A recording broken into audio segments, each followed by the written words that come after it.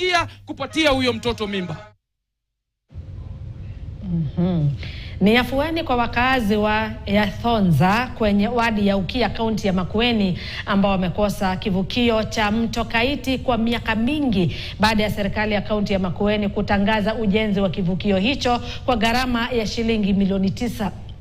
Kivukio hicho kitajengwa kwa kushirikisha wenyeji, huku wazazi wakieleza changamoto ambazo wamekuwa wakipitia, ikiwa ni pamoja na wanafunzi kukosa kwenda shuleni wakati wa msimu wa mvua, kukosa namna ya kupeleka mazao sokoni, pamoja na kushindwa kuwafikisha wagonjwa hospitalini.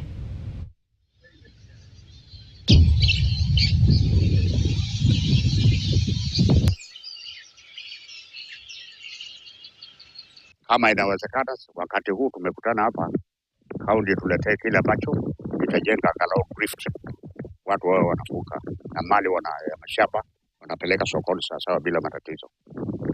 Kwa hivyo it will be very helpful kama itajengwa na itakamilika, wakulima waje kutabika.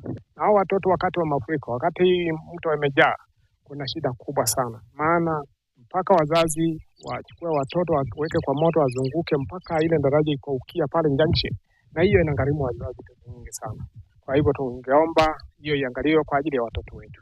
Watu wakipelekwa hospitali, wengine wakafa, watoto wakafa, na hiyo tunalipia serikali yetu kama Makueni County, na watu wengi wakasombwa na hii maji. Tuko na mzee mmoja anaitwa Nyamasio, tuko na mtoto mwingine alipewa tu juzi.